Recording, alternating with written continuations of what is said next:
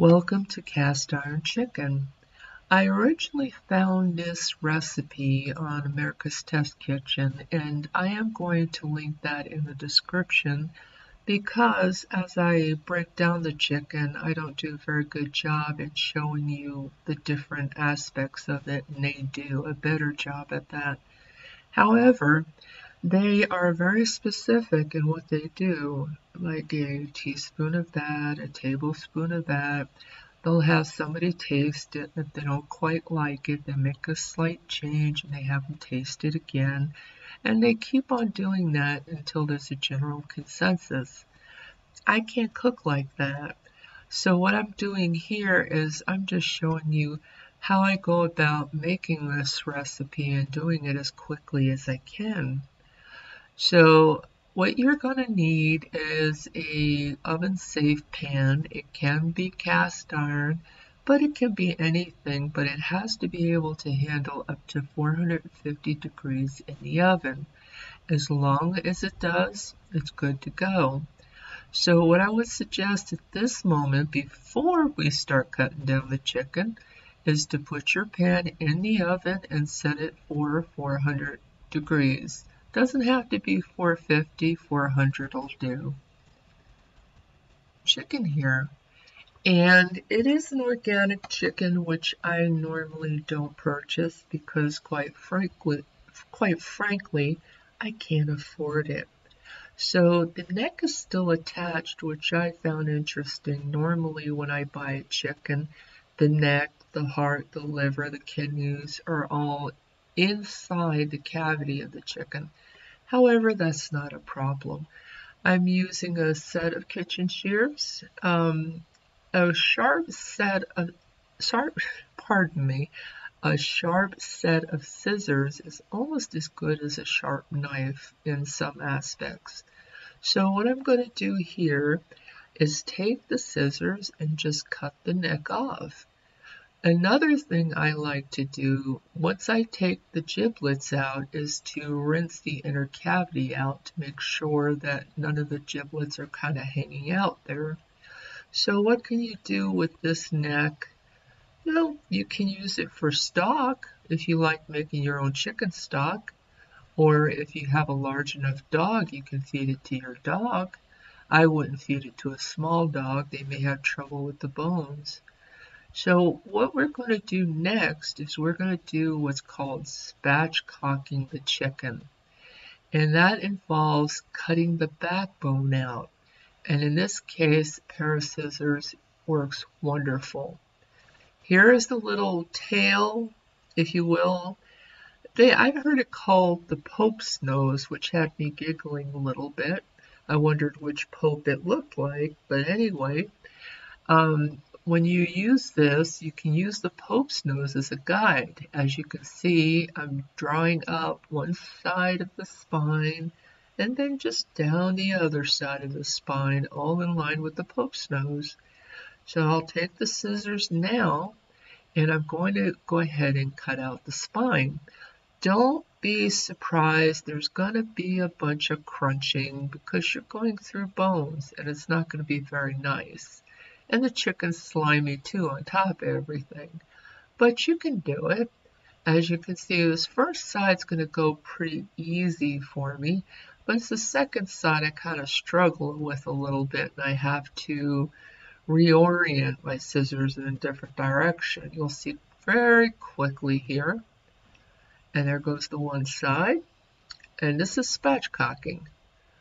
Now that, like I said, the spine and the neck could be used for broth if you want, or if you have a large enough pooch, give it to the pooch. I usually find some need for it. Normally I give it to my dog, and he absolutely loves them. Here's that reorienting I was talking about, just approaching it in a different direction to get the rest of the spine out. Now, once you have the spine out, you're going to be tackling the legs. Now, I had some trouble because I failed to sharpen my knives before I started this, so I struggled a little bit. You'll see that here. That's why I'm saying watch the video. the video will help you out. You don't have to have a stone to sharpen knives. You can use one of those little sharpening gizmos where you put the knife blade in there and run it back and forth a few times. So here's the chicken. Now, when you do the leg, you're going to lift up the leg and you're going to cut pretty much between the skin or halfway between the body and the leg. The chicken almost tells you where to cut it. And then you'll cut down until you reach the bone. And once you reach the bone, you'll dislodge it. Now, this will go a little fast because, like I said, I had a little bit of an issue. And as you can see, I didn't have it within camera view. So a little fast just to get it out so you don't have to be bored and watching me carve out this leg. And there goes the one leg. Now, I believe I go through and try to sharpen out the knife. It doesn't quite help because I don't do it long enough. However, I'm going to come back and tackle the other leg. And it's going to go fast also. Same process. Lift the leg up. Cut halfway between the body and the leg. And just carve it out till you reach the ball joint of the leg. And it should just come right out. Now, once you do that, you have the wings to take care of. Now, I have always had trouble with the wings, and my husband had to laugh because one time I was getting so frustrated at not being able to get the wings off. I had a cleaver. I was chopping at the chicken, yelling, "Die, die." He was like, "Hon, it's dead already." Anyway, he told me to go a little higher up. So I went ahead and tried that in this attempt, and I didn't have any luck. But what I found, and I'm going to do this in the future, is just to use a pair of kitchen shears. It goes so much easier, because then I go back and I try to cut the end off of the wing, and it still gives me some grief. So then I have to go back and grab the kitchen shears again to get the edge off. So when you're doing the wings, if you have that sharp pair of scissors, use them. Of course, after you use them, you're definitely going to have to put them through the dishwasher to get all the chicken gunk off. But here we go. I'm taking out the scissors again and cutting off that tip. Now, as I go to the other end, I do the same thing again. I attempt to do it with a knife, but then I very quickly think, oh, heck with this. Where's my scissors? And I grab the scissors and I go ahead and just chop it off and cut off the edge, and it goes much, much easier. So use the scissors for the backbone, use it for the wings, save yourself some aggravation. You'll definitely like it. So here comes the rest of the wing. Now, should you cut the wing off in between the two parts, I wouldn't. Leave it whole. Just cut the tip off because it's not eaten by anybody, and it's not very attractive looking. And there goes the end. So now all we have to do is tackle the breast. And now it's time to get the breast. You turn it over, straighten out the skin because you do want each breast to have some skin to it. Get yourself a knife. You will not be able to do this with kitchen shears. Do a cut down the middle, straight down the middle. The breasts together are shaped like a heart, so just consider it like you're dividing a heart. Once you get down toward the bone, use your weight and push down on the knife, and it will break through the bones, and it'll give you two separate breasts. And once you do this, you are all ready to start seasoning. Now, when I seasoned, I forgot to do more paprika, which I really wanted to do. So what I did was garlic, pepper, seasoned salt. I had some beer can chicken spices. I was going to do beer can chicken at one point, but didn't. So what should you do? What do you like? Do you like garlic? put a little garlic on it. Put a little onion powder on it. My husband hates onions. If I put anything close to an onion on any food, he won't eat it. So I have to avoid onions. What else? Paprika, most definitely. Put spices on it that you would normally find on a chicken. If you want, you know how at Walmart sometimes they do like a lemon pepper chicken. They make lemon pepper spices. You can put that on there too.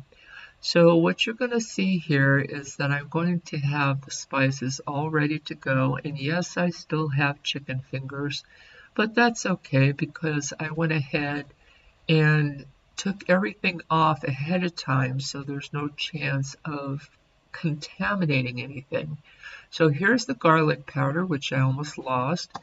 And I'm seasoning the top of everything because when I'm done, I'm going to put all these chicken parts down, skin side down, into the pan. And at that point, then I'll season the other side. So then here we have, let's see, beer can chicken. That has pretty much paprika, onion powder, don't tell my husband, and a few other spices. So go ahead and put that down. That's why the chicken you saw in the beginning wasn't as dark as you normally might see because I hadn't put additional paprika on it.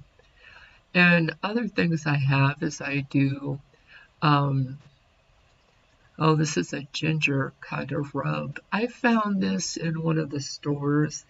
And it's one of those things where I had so many spices, I'm just trying to use a few up. But use whatever you want to use. This is your kitchen. Nobody should be telling you how to do the recipe. So there's the ginger rub. It's going down. I also have pepper and seasoned salt.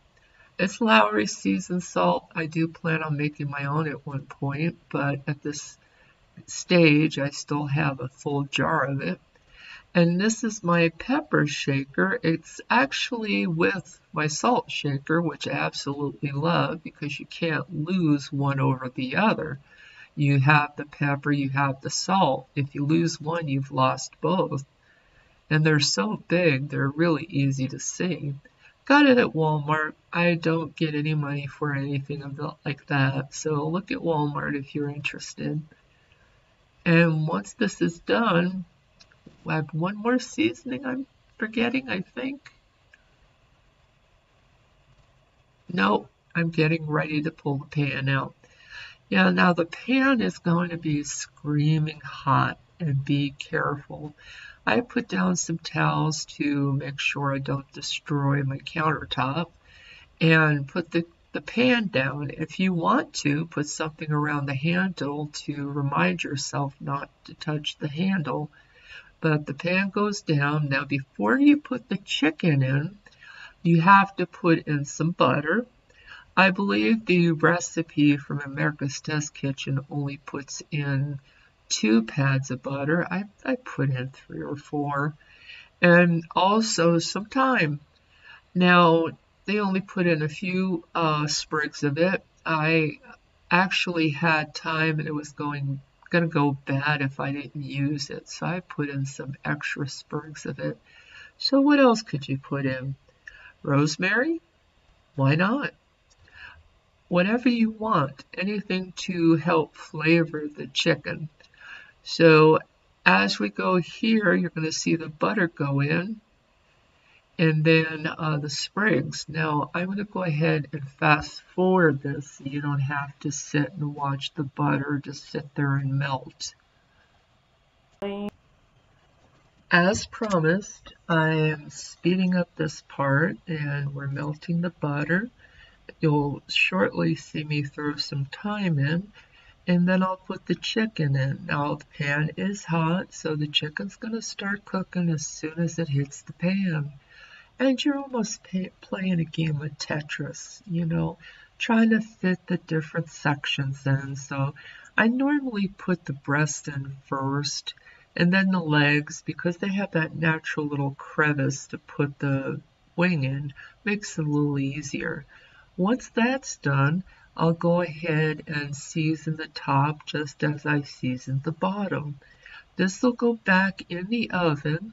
Now, the recipe from America's Test Kitchen has it going in for 15 minutes per side. My kids are really finicky. If they see a little blood, they won't eat. So I do 20 minutes aside just to be on the cautious end of things.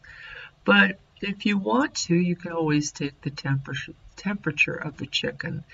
The breast should be 160 degrees and the legs should be about 175. And I run it, like I said, 20 minutes per side. Then I pull it out and I let it sit for about 10 minutes because you want the juices to redistribute. What you're seeing here, and it's important for you to know that I do clean up. I am cleaning off the actual jars and everything that I picked up with my inky chicken fingers. And once I'm done with that, I'll probably be showing you the end result of the chicken. Oh, the crazy woman with her Homer Simpson PJ pants. Yes, I got caught. I was wearing PJ pants when I did this video. Here is the end result. The skin would have been a little bit darker if I had remembered to put more paprika down. So the best thing to do is to pull your spices out and have them available. Just don't try to pull them and add them, as you're going on. So if you enjoyed this video and you thought it useful, please feel free to subscribe or like the video. And as I mentioned, I will put in the description the link to the America's Test Kitchen video so you'll be able to compare. I'll also try to write the recipe as quickly as I can, just a generalized way so you have something to look at as you're doing this. Once again, I would like to thank you for watching my video and hope you have a good day. Bye bye.